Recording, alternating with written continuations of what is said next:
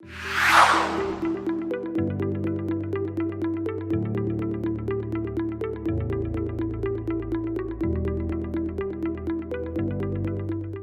are a housing company, and we had been focusing on turnover since about 2016. Our turnover was actually around 63% in our direct labor. Yes, it was very high.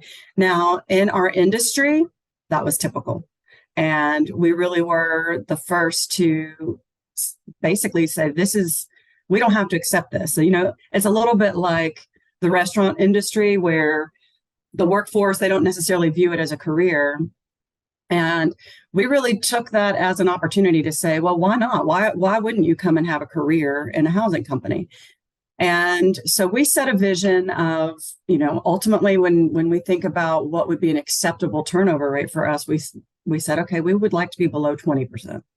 So from 63%. And so from 2016, 17, 18, 19, a lot of what we focused on was pay and engagement. So we were doing team member engagement surveys. And with that, we did leadership development and really laid the groundwork for the importance of the relationship, that relationship between the immediate supervisor and the team member. And we had done quite a bit, we felt like, in terms of trying to teach them some skills around emotional intelligence. Of course, listening was a big skill. And we had made progress. So turnover had gone from 63% down to about 48%, and we were feeling pretty good about it. And then even through COVID, when everything was so uncertain, our turnover tapered off. But then when the recovery dollars were being put out into the economy, and a lot of people were sick and they didn't have childcare, and there were just all these reasons why turnover just started to go back up, and we were moving in the wrong direction.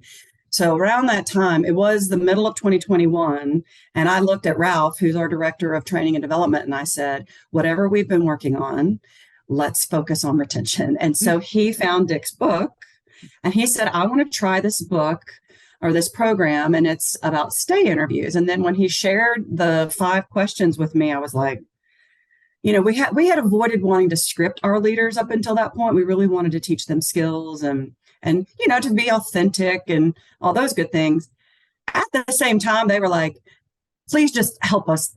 Like, how do we do this? And so they really appreciated having these questions. And so we did a pilot in 2021, and we had a little bit of difficulty getting traction with it. And so we got our VPs and our president back together, and we said, hey, if we really want to do this, we're going to have to step up our expectations and put some more resources and investment into it. And thankfully, our president of the manufacturing company was a believer, and he said, let's do it. So that was really the genesis of the program.